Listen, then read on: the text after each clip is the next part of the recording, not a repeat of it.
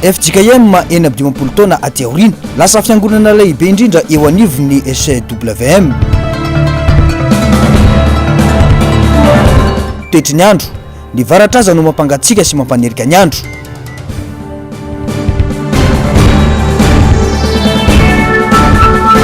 Antananarivo renivohitra, ny zava-misy no mitaky ny fiverenana ny filoha Marc Ravalomanana eo amin'ny commune ny Fidèle Razavapierre. Arivany alatsinainy fa 7 ny volana Aogositra taona 2024 manatra ny fiarabana tompo-klasy sy tompo-kivavy tonga soa atao anatin'ny fotoanan'ny fampahalalam-baovao asaina ampanajana ianao anaraka izany hatramin'ny farany. Ny pejiny politika avy hatrany no isataratsika ny fiarahana miankina amin'ny mpitondra ny filaminana na tsika ho an'ny firenena. Kandida efa filoham-pirenena indroa dia ny taona 2024 sy ny taona 2024 teo ny filoha Marc Ravalomanana. Midika izany fa nafeno ireo fepetra amin'ny fandraisana anjara amin'ny fifidianana eto amin'ny firenena ny tenany. Tsy vahaolana noho izany ny fikasana anakana na anao atsunjay amin'ny endrendrehetra tsy kandida-mpifaninana azy eto Antananarivo renivohitra. Raha mahay miresaka amin'ny mpanohitra ny fitondram-panjakana dia iso azy ny fahamarinana-toerana ara-politika hoy ny fanehoan-kevitra ireo mpamakafaka raharam-pirenena. Fanadihadiana eo amin'ny sary sindratsarin'ny Andry Rakotomalala.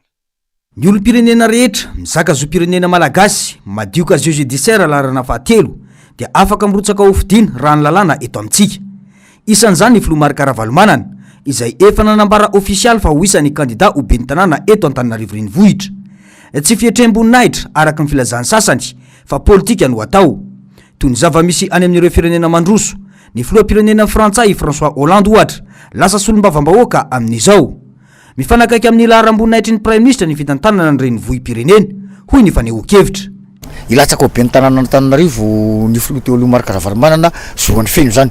Tsy afaka manaka anazy amin'izany fa zoany feno zany ary zany nge zava-misy irantany tsy hoe manambany teny izy na manao inona raha hoe filohan'ny Republika dia mirotsaka be ny tanàna fa efa nisy teto Madagasikara ohatra ny filoha teo aloha paix son âme président professeur Zafelbera nge filohan'ny Republika tamin'ny teo anelanelan'ny taona 2019 ka hatrany tamin'ny 1979 fa lasa député ny Dego 1 izy ny fito amby 1979 ka hatrany taty amin'ny taona 2000 ka inona kay ny manahirana amin'izany.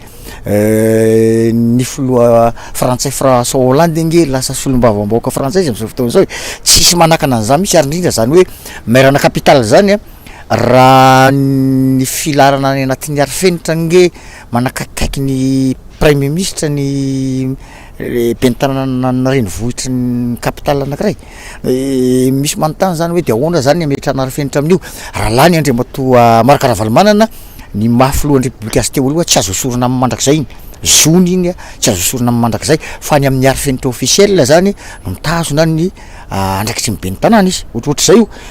Za manokana aloha tsy hitako zay olana amin'izany ka anjaran'ny vahoaka no safidiko rehefa safidian'ny vahoaka lany io tsy mahita olana amin'izany fa variana ihany amako no mahita ny any anaty tambajotra serasera na ny radio na ny gazety momba ny fanjakana lasa manenjika mafy an'Andriamatoa Marc Ravalomanana hoe anao valifaty politika. Le olona mbola tsy lany ve dia eritreretinareo anao valifaty politika amin'inona kay dia raha zay zany ny saina eto Madagasikara dia zay mitondra zany dia mifaninana amin'ny mpanohitra dia mieritreritra izy hoe rehefa lany zany le mpanohitra dia anao valifaty politika dia zay foana ve zany ny atao fisaina anara-politika eto dia na manahirana raha zany ny saina manahirana saiko misy hoe gazety mba nisany ny eritreretiko hoe mba mahay le mpanao gazety manoratra zatra ohatran'izany. Raha tena mandala ny demokrasia ny mpitondra dia tokony tsy ametraka sakana na hitadiny fomba rehetra tsy hirotsahany filoha Marc Ravalomanana ho hatrany ny fanazavana. Demokrasia no miasa ka tokony avela malalaka ny vahoaka any amin'ny safidiny ametraka izay heveriny fa mendrika hitondra ny tanànany. Mampilamina ka eran-tany nge ny akamaroany mba tsy lazaiko hoe 100% fa manodidina ny 95% ny capitale nge ny tokom-panohitra no ben'ny tanàna raha tsy ho anga hoe tena firenena manao dictature fa raha tena hoe firenena mandala ny demokrasia dia tena lasa ny mpanohitra foana ny ben'ny tanàna. Ary zako tamin'ny 2007 raha lasa ny Andriamatoa Andrajoelina ny ben'ny tanàna Antananarivo tsy tahitra misy tsy nagaga anazy zany satria efa nirona tany amin'ny fanoherana izy tamin'izany.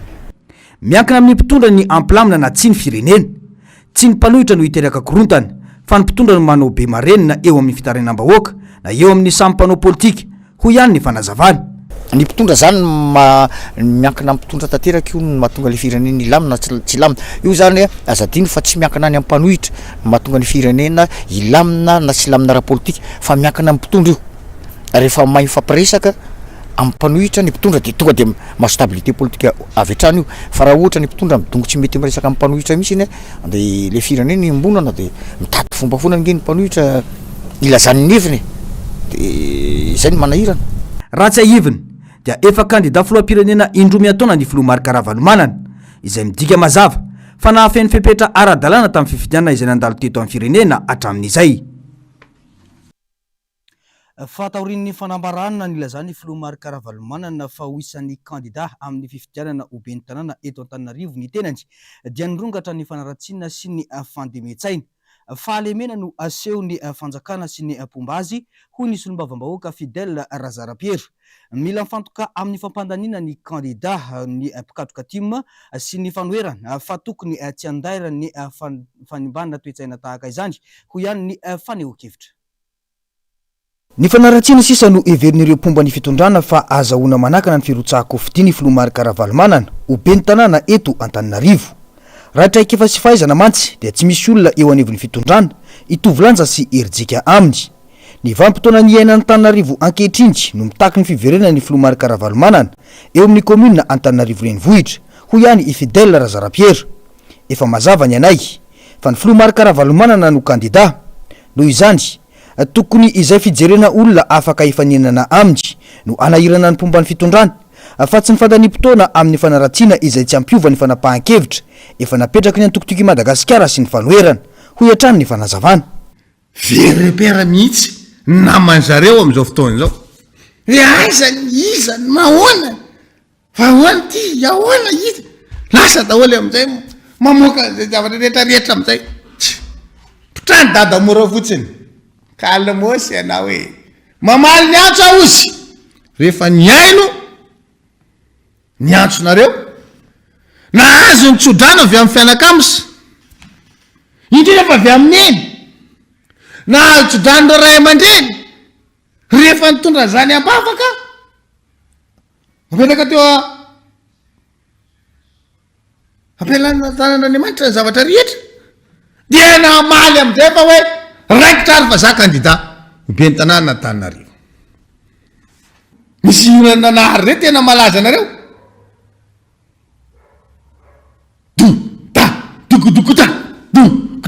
dukudukuta hainareo manohy anazy iny le nanahary miakatrakatra ndraiky tosidra midikidina ndraiky tosidra miakatrakatra ndraiky tosidra midikidina ndraiky tosidra dukudukuta sahiran-kevitra nge nareo e miasa saina fatratra njavatra ataovy anatin'ny saitsika de zao boribory tany enina teto Antananarivo nahazo ny kandida firesakina tamin'ny fifidiana solombavambahoaka dikan'izay boribory tany enina zany manana vato midangana be tsika zany ny dikany fa mbola mampitomboany iny fa tsy ampy.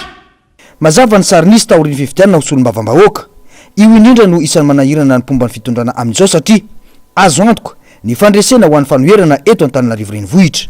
Zany nge rehefa manao zavatra pahamarinana ianao tsy miroro saina na kely ary tsy miasa saina na kely ary tsy mitovy tsika nareo na nahazo solombavambahoaka teto Antananarivo hainareo tsara fa solombavambahoaka jotsofina solombavambahoaka zarara lany de miasa saina nareo hoe tsy mitombona zany ny zavatra azonareo ny resultat-nareo noho izany tsy afaka hitokina teny fatratra fa azahoana ben'ny tanàna Antananarivo anika ny faraherinareo de hoe akisakisao le daty mba tsy ho raikitra mihitsy fa ny havarany dukudukuta miasa saina mafy natsona seni nalefa ny conseil d'état raikitra ihany tsy afany ala 11 décembre. Miantso ny mpikatroka sy ny mpomba ny filoha Marc Ravalomanana noho izany ity solombavambahoaka ity mba tsy anaiky ho rebirebena na ho resy ny fandemetsahina amin'ny endrika maro samihafa fa hifantoka amin'ny fampandaniana ny kandida izay atotry ny antoko indrindra fa ho aneto Antananarivo renivohitra. Mbola eo amin'izay vaovao ny politika izay hatrany dia isan'ny masotsivana hitarafana famandroso ny firenena iray ny fandrosoany ny toe-karena ao aminy. Sarotra nefa ny manatanteraka izany raha tsy misy ny fanarahamaso sy ny fanajana lalàna ary ny fikarakarana ny soiombonana. Mahavelom-panantenana ireo olona sendra ny mpanao gazetinay ny firotsahan'ny olona manana traikefa amin'izany. Ndao raha tsika ny fanadiadininy sitraka ratovina Mentso eo amin'ny sary Sindratsariny ny Arotanjo. Mbola tsy nisy hatreto ny fanavozana feno eto amin'ny tsena Nanosy hatramin'ny fotoana nanorenana azy. Tsena sy tanàna namboarina sy navozina tamin'ny fotoana nahabe ny tanàna ny Marc Ravalomanana. Betsaka ireo nahazo tombotsoa tamin'ny fanavozana ity tsena be ity sy ny lalana miazo azy. Anarivony tapitrisany vola mihodina eto isan'andro ary fianakaviana rivony no mivelona ety raha tsy teny afatsy ny varotra sy ny fitaterana. Rakotro ny loto sy ireo fako satria tsy voadio araka ny tokony ho izy ity tsena ity sy ny lalana ankehitriny raha oharina ny tamin'ny taona nanorenana azy. Tamin'izany manko dia nisasana ny tsena rehefa hoe diovina, ankehitriny anefa zara raha voafafa sisa raha vita azy. Raha atao bangitokana araka izany dia azo lazaina fa tsy voakarakara intsony ity tsena ity. Tamin'ny fitondrana Valomanana nahavita io tamin'ny hazana atao tapatapaky ny vaiara teo izy. Teto tsena ohatra izay ny taloha sasany isaka herinandro zay zao tsy manasa ny intsony izy. Nanomboka mbola tsy vita nefa nanomboka mivarotra tamin'ny fitondrany Ravalomanana ty vita. Tamin'izany zao zao tsy mitovy ny fanalavitra be mihitsy. Tamin'izany mahazo tombony foana ny mpivarotra satria manomboka alakamisy zoma sabotsy lahady mandeha tsara ny tsena ary amin'izay nefa tsisy an'izany tsony. Tsisy tsony fa tsisy alahady sy sabotsy anona tsony fa mitovy foana ny tsena zany fa ao anatin'ny herinandro indray mandeha mba misy mandeha kely dia mitsatso tsisy mividy le entana. Ho anao manokana tombony ho anao ve ny fisian'ity tsena Nanosy ity hatramin'izay?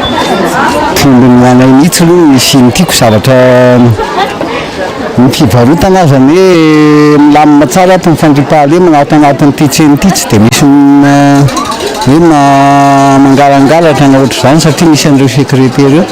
Ny famerenana amin'ilony ny fiainana ankapobeny eto Andrenivohitra no isan'ireo zavatra andrasan'ny olom-pirenena amin'ireo kandida hirotsaka ho ben'ny tanàna. Amiko aloha dia hoy aho hoe tamin'ny Ravalomanana tena milamina be ny tsena na ny fandriam-pahalemana tany ivelany tsy mba nisy izany mihitsy fa milamina tsara. Ny olona manasa dolidoly dia izay no nanaovako hoe manomboka alakamisy zoma sabotsy lahady ny tsena mandeha be.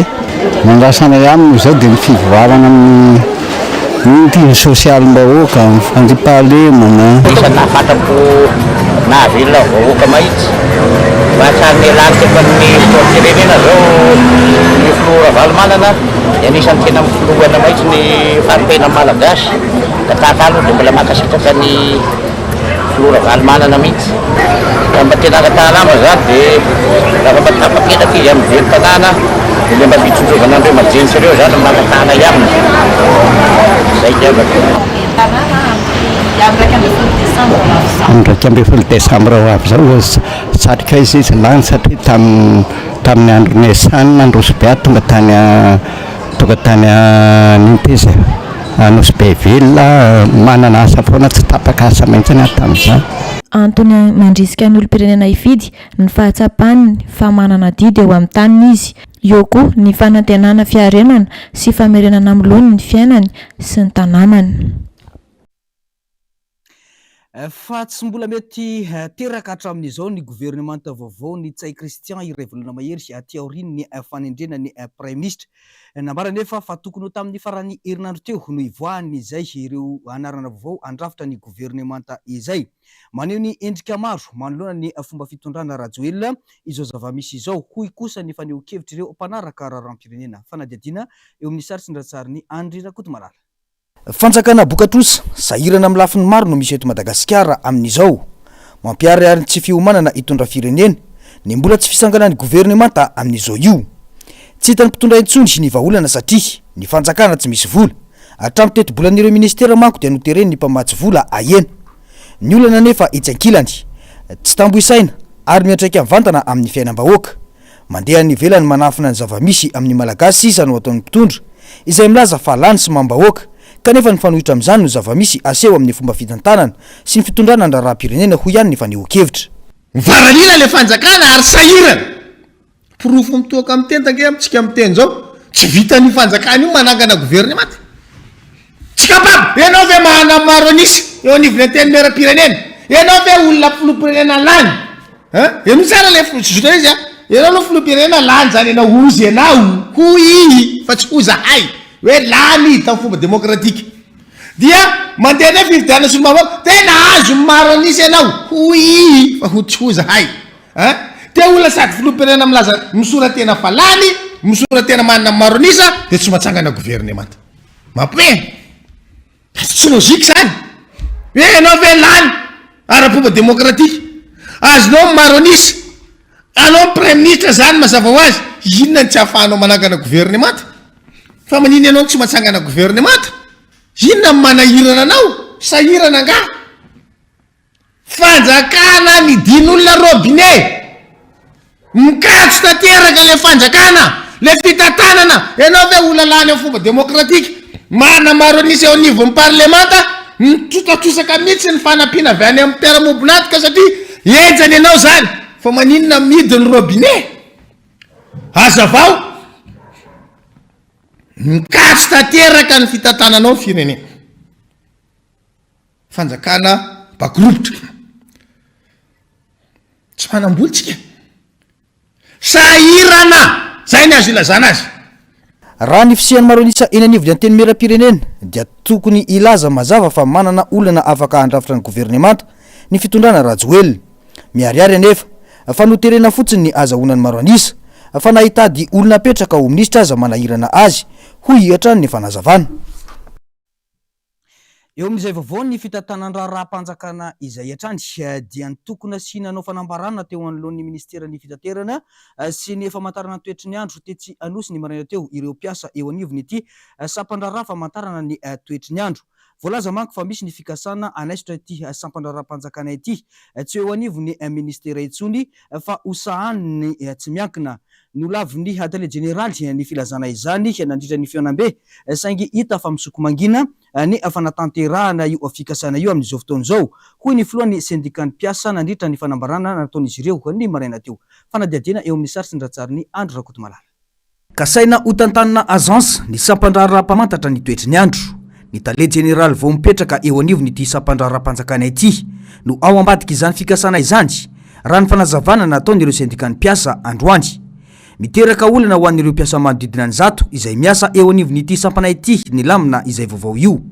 contractuel sy ny LD manko ny fifanarahana arakasa ny ankamaroan'ireo mpiasa ao raha ny fanazavana atreto mbola tsy nisy ny vaovao ofisialy avy amin'ny fanjakana sy ny ministera voakasika momba ny fanomezana ny sampandraraha-mpamantatra ny toetry ny andro ho tantanina agence izay mpiasan'ny météo eto Antananarivo sy any amin'ny province solotena de manamafy izay ary manambara zay fa marina tokoa vaovao zay nalefanay tamin'ny ana manjery satria iainanay tokoa ary miorooro ny mpiasa amin'izay hoe ho lasa agence ka noho izany dia mangataka amin'ireo fitondram-panjakana indrindra ireo tompon'andraikitra voalohany eto amin'ny ministera fitaterana sy famantarana toetrandro mba handray andraikitra sy ijery amin'ny zavatra zao mahazo an'izao mpiasa amin'ny météo zao satria de miorooro ny mpiasa indrindra ny contractuel sy ny LD satria ho lasa agence ny météo manaraka zany de mangataka ny ramatoa tale général fohy be famantarana toetrandro mba anazava sy ampafantatra sensibilisation satria tsy fantatra mpiasa hoe ho lasa agence io météo io mba ho afantarany zay sapazany sy ny hoaviny sy zay ho tanterainy amin'ny manaraka ary manaraka zay koa de mangataka izahay amin'ny fitondram-panjakana mba hampafantatra tokoa hoe lasa agence hoe météo sa ho fanjakana ary voninahitra lehibe tokoa ho an'ny fanjakana ny météo raha mipetraka ao anivon'ny fanjakana ny météo satria vahoaka ray manontolo raha misy ny rivodoza de mahafantatra ary indrindra raha misy izay zavatra hoe voana mahazo any fitondrana fanjakana malagasy de ny fanjakana malagasy mahazo ny tombotsoa bebe kokoa amin'ny famatsim-bola avy any velany ka zahay de miandry amin'izay valiny izao esika ataona izao ka raha toka tsy mandray andraiky sady fanjakana de iroso amin'ny assemblée générale izahay ary iroso amin'ny dingana manaraka bebe koa amin'ny grevy satria de tena iainanay de mijaly tokoa mpiasa météo. Nisy ny fionambena tao ka tamin'izany no nilazany tale jeneraly fa tsy marina ny filazana fa misy ny fikasana anome fitantanana ny météo ho ana tsy miankina saingy ny hita ho ireo mpiasa dia miroso amin'ny dingana anomezana ny fitantanana ity sampandraram-panjakana ity hoe ho ampelatana ny agence. Fa nanao assemblée générale izahay hoe ampifataranay hoe ina tokoa tany de nanangatanana izy tamin'ny nanao assemblée générale ny syndicat hoe tsy avadika agence io météo io nefa ty orina misokosoko miadana izy manao an'io agence io ka miororo mihitsy ny mpiasa hoe ahoany ty président satria ny syndicat de hoe mitondra teny afaka mifampiresaka amin'ny mpampiasa sy mitondra teny ny mpiasa ary sy hoe ny syndicat rery ty fa ao ny personnel ao ny fipimety satria fipimety zany de fakambana mpiasa amin'ny social satria tena mijaly tena zay sy mitena akoatran'ny zavatra rehetra amin'izay fa le zavatra iainanay misy ny tenenay eto fa afaka mijory izahay ireo mpiasa rehetrarehetra reo amin'izay anto zay misy anay amin'izay fa le agence tokony hazavainy satria ny agence zany ina ny lafra tsarany ho lasa agence ina ny lafrasy lasa agence ka hazavao amin'ny mpiasa météo io de afatara mpiasa mandray ndraikitra hoe hoatsy a na hoary tonga hatramin'ny fampiororona ireo mpiasa sy ny antsonjay ny zava-misy amin'izao fotoana izao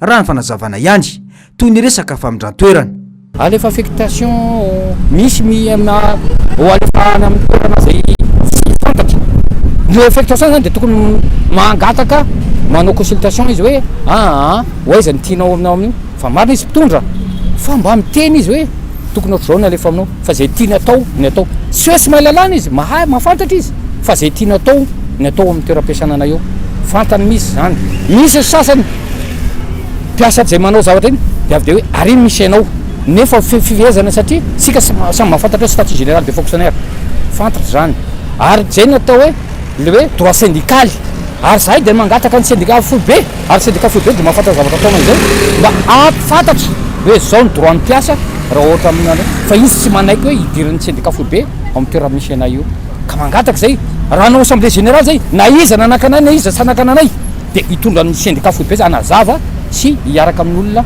na fonction publique ampafantatra anay hoe raha lasa agence météo de mba hafantarana satria indrindra hoe tsy piko ny tenako zao de fa kely fa ny contractuel sy ny LD de matahotra tokoa amin'izao hoe hoaiza misy anay ity mbola fanambarana no nataon'ireo mpiasa androandry fa milaza ny iroso amin'ny dingana manaraka izy ireo raha toka tsy mbola misy ny fanazavana mazava hoentin'ny ministera ny fitaterana sy ny famantarana mitoetry ny andro amin'izao raha izao ho ihany ny fanazavana andrasany ny fivoaram-baovao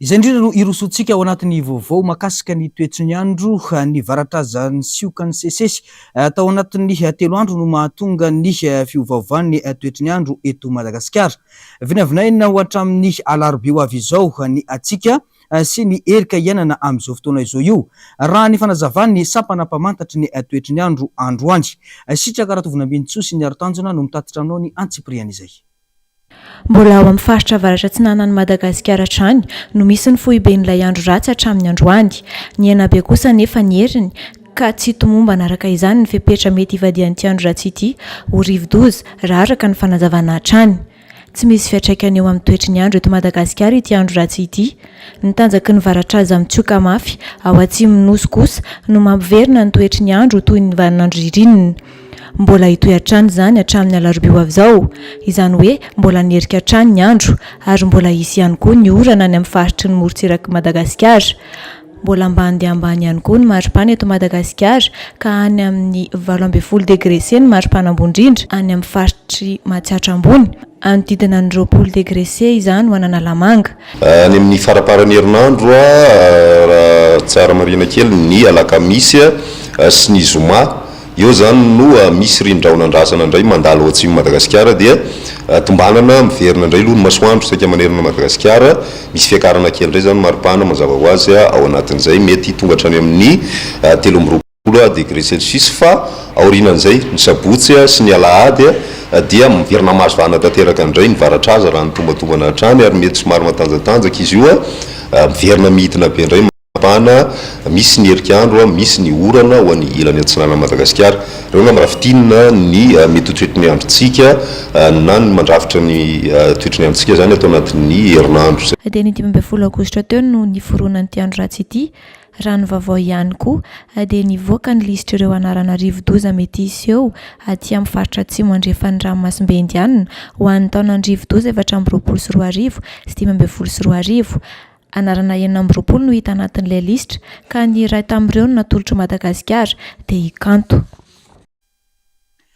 Vaovao ny finoana kosa indray feno 20 taona katroka omaly ny fiangonan'i Jesosy Kristy eto Madagasikara na ny FJKM. Tany Mahajanga no nanatanterana ny fanamariana izany. Tsy azo sarahana amin'ny tantarany misionina ny tantarany fiangonana eto amintsika indrindra fa ny tantarany FJKM. Ny atao amin'ny French Foreign Missionary Association na ny FFMA ny hevitra ananganana komity iraisan'ny misionera. Teleka tamin'ny taona 2017 io komity io izay nomena anarana hoe komity firaisana satria nahitana iresulté na avy amin'ny fiangonana telo tonta. Naharitra 10 taona ny fanerasarana vao tonga tamin'ny fanapahan-kevitra iraisana ampijoroana ny FJKM ny taona 20 sy 700 fanadiadina. Tamin'ny taona 20 sy 700 ny tonga teto Madagasikara ny misionera avy any London Missionary Society na ny LMS avy any Angletera. Tany Vondro Toamasina no nidiran'izy ireo tamin'izany. Izany no nahatonga ny anaran'ny Synode Partant Toamasina vavahadin'ny filazantsara. Nampianatra ny soratra masina tamin'ny teny malagasy ireo misionera izay niezaka nanoratra izany tamin'ny teny malagasy. Izany no mahatonga antsika nanana ny baiboly voasoratra amin'ny teny malagasy hatramin'izao.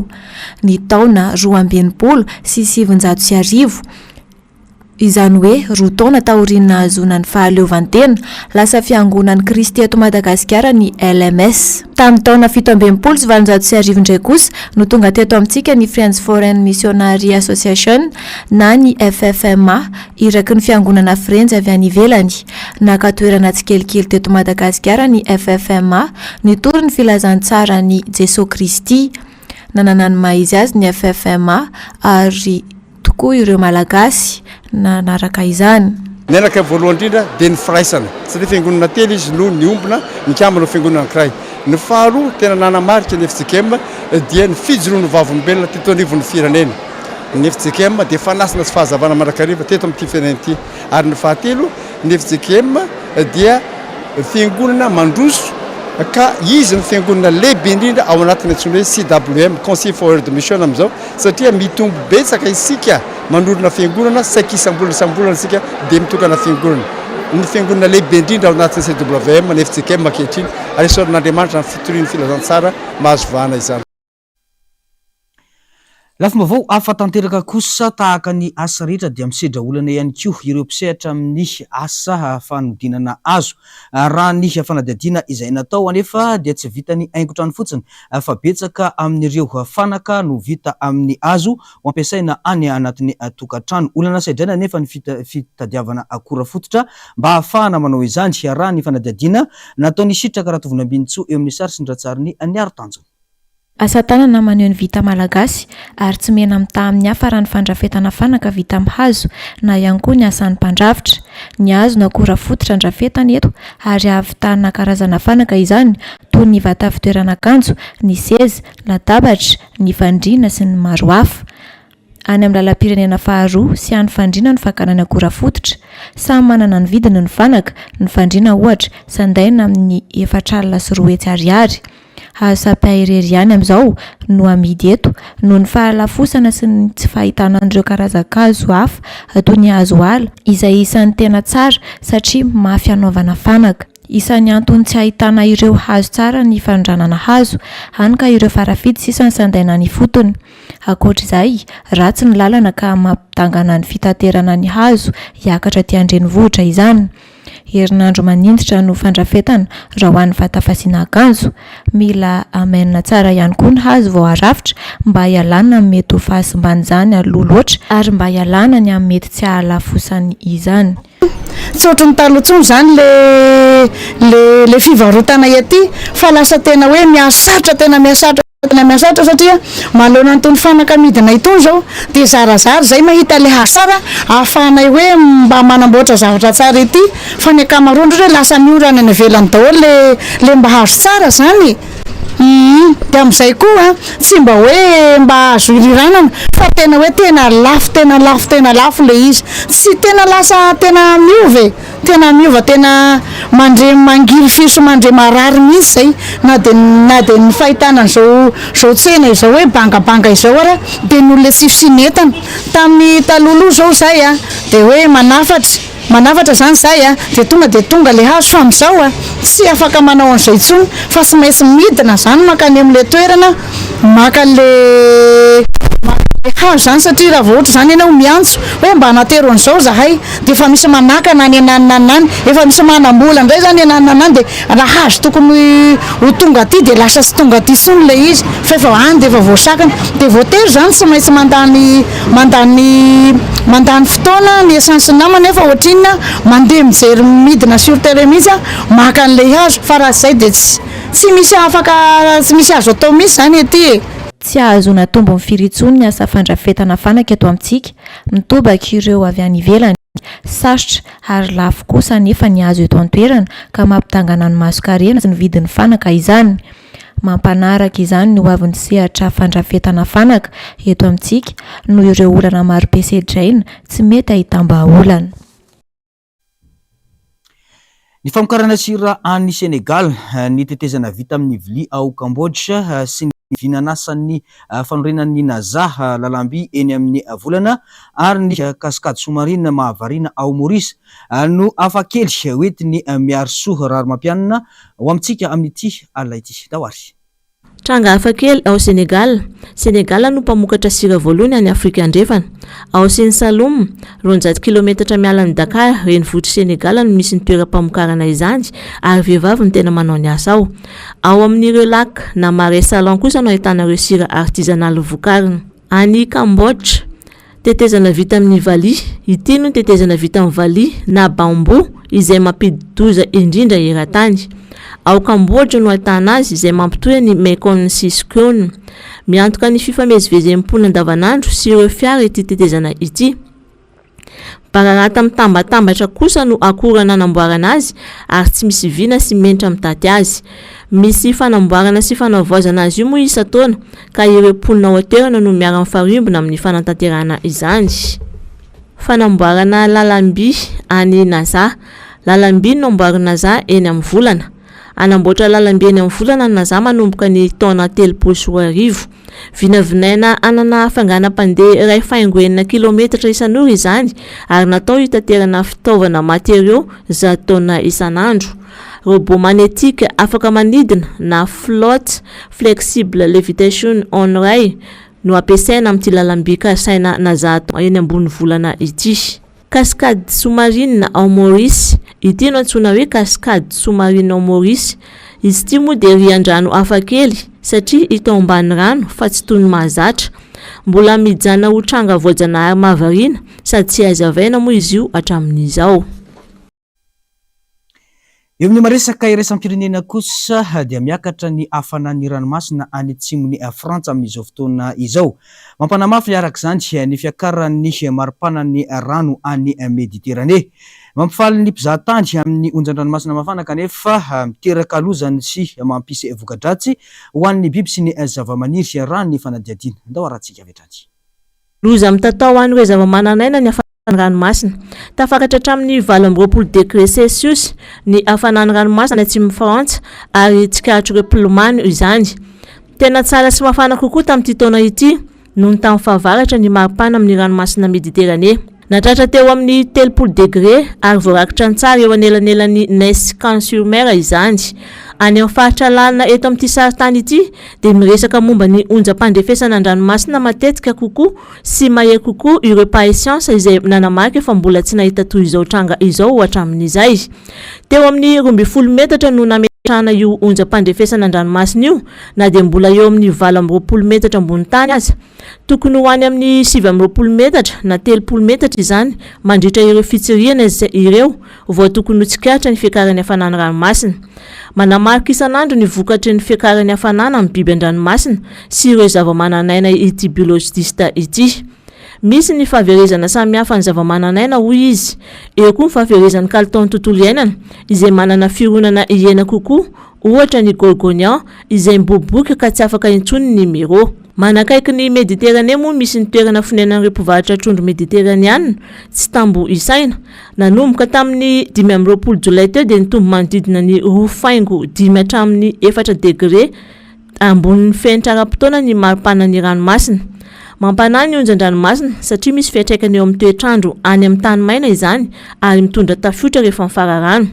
Mivaingana eo mafana ary mivadika ho rahona ary rehefa tosika ireo rahona ireo dia misy izany amandona rehetra izany ary misy rotsakorana mahery vaika izay miteraka fahasimbana goavana satria ranomasina mihidy Mediterranée ary manafana 20% aingana kokoa noho ny faritra hafa amin'ny planeta.